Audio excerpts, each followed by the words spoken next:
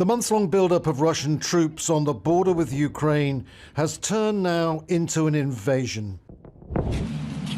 Ukraine under attack. Military bases, airports and aircraft have been targeted and bombed. The skies over multiple cities, including the capital Kiev, lit up, waking up residents in the early hours of Thursday as Russian artillery advanced. Not very many could have predicted that he would be striking at so many multiple targets.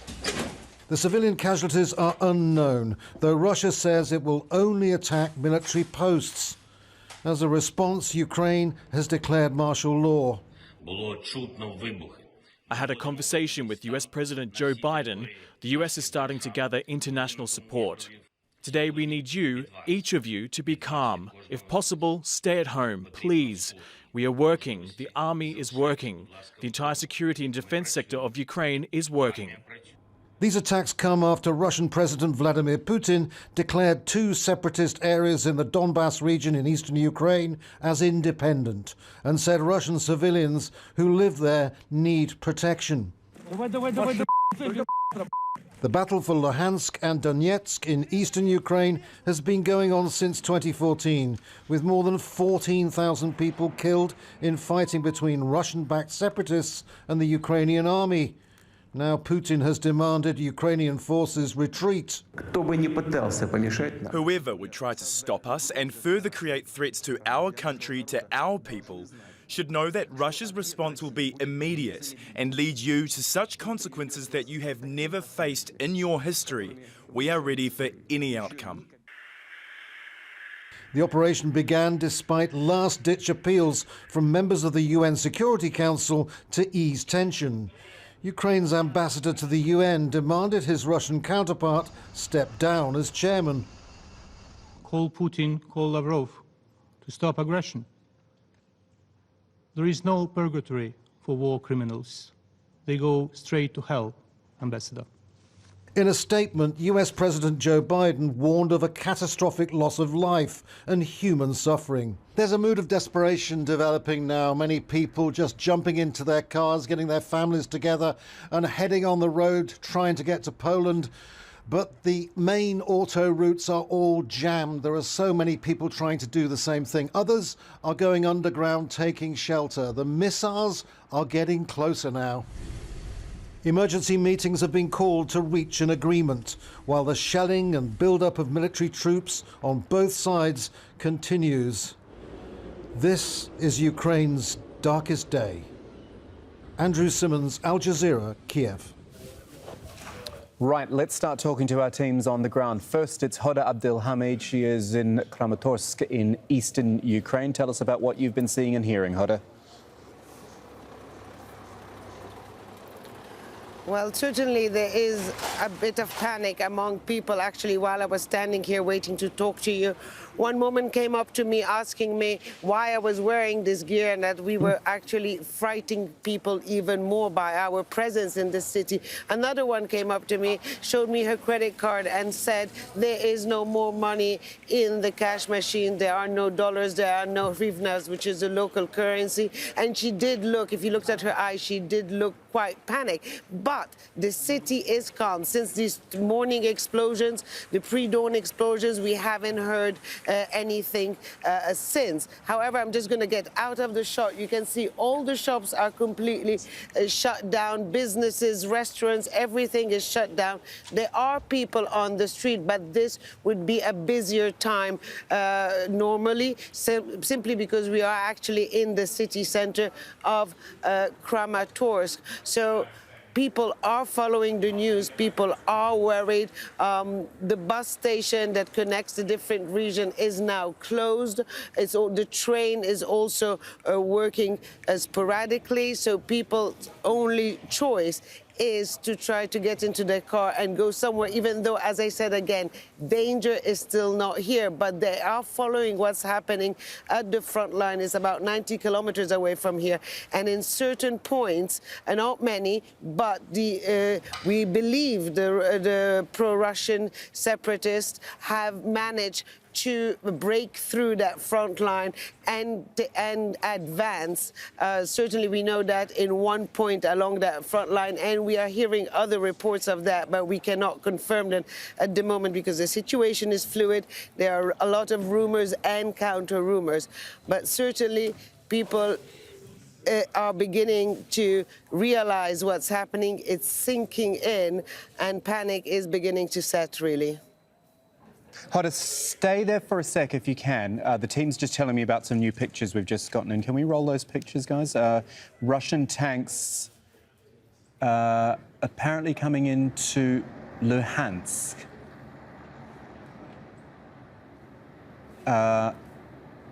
So, yeah, sorry, I'm just running through a few different things here. OK, there you got the tank there. I was waiting for it to come through. OK, so that is definitive sign of Russian tanks. I also just want to... Can we take those, show those pictures as well of the Russian president just now, just really quickly? Just noticing this on some of my screens here. That's the Prime Minister of Pakistan, Imran Khan, who's visiting with Vladimir Putin as well. Not live pictures, this has just come in a moment ago.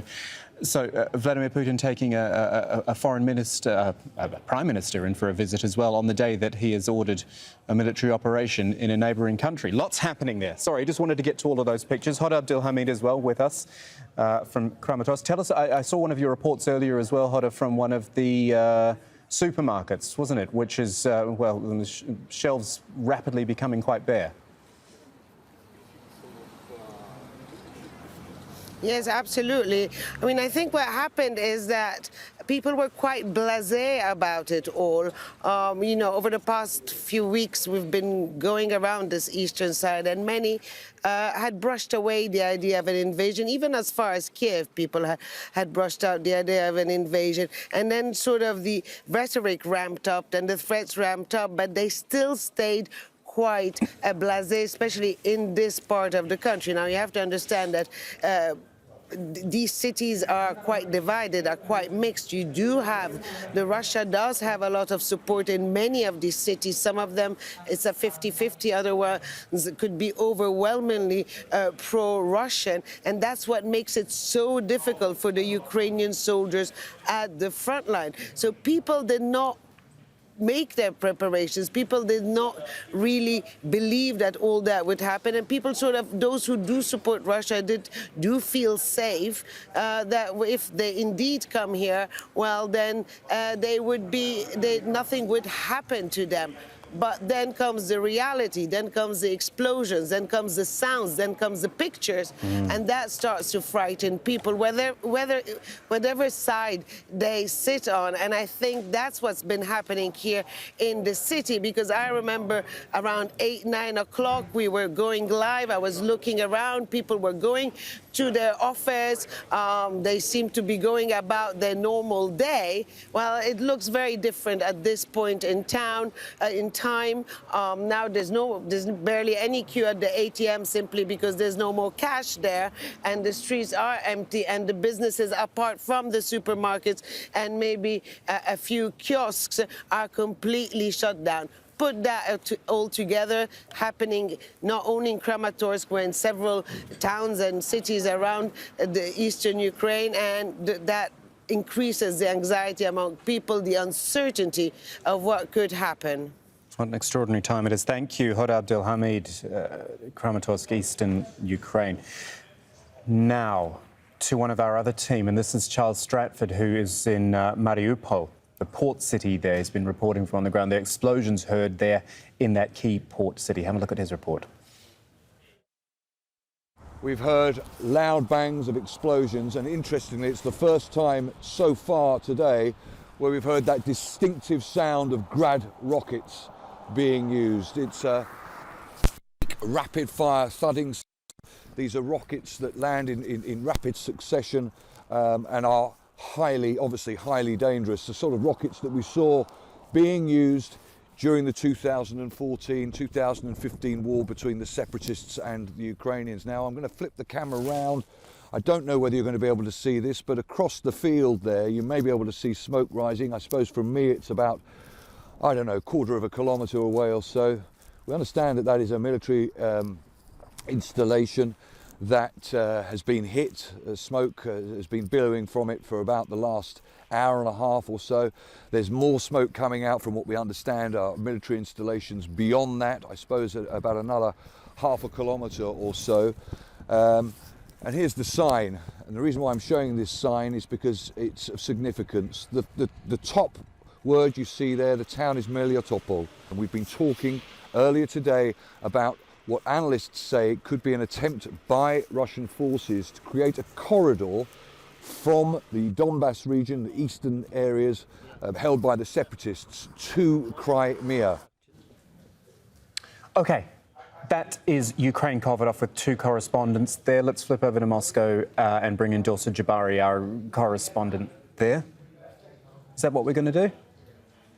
Yep, let's talk to Dorsa. Hi, Dorsa. So I'd like you to tell us about what the Russians have been saying separately to the message for the Ukrainian military and the messages to the Ukrainian people.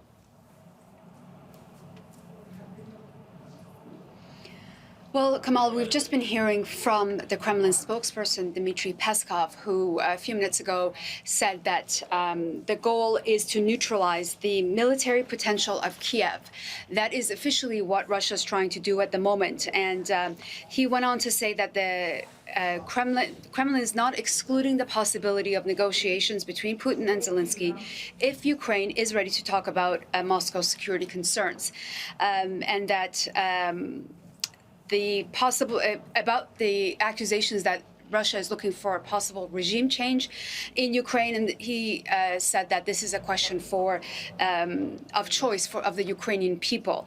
I think this comes at a time when there's been a lot of accusations thrown at the government here that they're trying to overthrow the officials in Kiev, who they have accused of being weak in the past. President Vladimir Putin had said that the Ukrainian president is a puppet of the West, and that is why their country is in such a state. They're not basically in charge. They're not representing the entire population. In terms of the message out of here for the Ukrainian people, the Russian Defense Ministry has said that they are targeting military installations in Ukraine. They are not targeting civilians. The officials have said that they are not causing alarm. They don't want to cause alarm to the general population of Ukraine. Of course, it's going to be very difficult because some of those military installations that we've seen already are in heavily populated areas in cities in Ukraine. So we just have to wait and see how this unfolds in the coming hours. We expect Vladimir Putin, who's currently meeting with the Prime Minister of Pakistan, who arrived in Moscow late last night, to speak to the media following that meeting probably in the next few hours, and we'll see what he has to say, since he broadcast that message early at 6 a.m. Moscow time, making the announcement that Russia was going into Ukraine to assist with the separatists in the eastern part of Ukraine who are fighting with the Ukraine military. Yeah, was that I'm guessing that was a pre-planned visit by Imran Khan, because it seems an odd time to be accepting a visit from a world leader when you're basically just gone to war. Absolutely. This was on the calendar for Vladimir Putin from about a week ago or so. And we saw footage of Imran Khan landing in Moscow, where he was greeted by officials. And he said that it's quite an exciting time to be in Moscow, obviously not realizing what was to come in the few hours after that statement. But I also have to mention that there have been a number of flights that have been canceled. Certain areas of Russia's airspace have been closed off to civilian flights as a result of the ongoing operations they're carrying out in Ukraine. And they've said that they are closing certain portions of the airspace in the country until March 2nd. So I think this will be certainly the last high-ranking official who will be visiting Vladimir Putin for the foreseeable future. Cool. Thanks, Dorsa. Talk to you again soon. 40 seconds only. Plenty of condemnation out there today. We'll start with this from the European Union Foreign Policy Chief, Joseph Borrell, who's spoken alongside the EU Commission President, Ursula von der Leyen. They're in Brussels. These are among the darkest hours for Europe since the end of World War II. A major nuclear power has attacked a neighbour country and is threatening reprisals of any other state that may come to its rescue. This is not only the greatest violation of international law, it's a violation of the basic principles of human coexistence. It's costing many lives with unknown consequences ahead of us. Later today, we will present a package of massive and targeted sanctions to European leaders for approval. With this package, we will target strategic sectors of the Russian economy by blocking their access to technologies and markets that are key for Russia. We will weaken Russia's economic base and its capacity to modernize. And in addition, we will freeze Russian assets in the European Union and stop the access of Russian banks to European financial markets.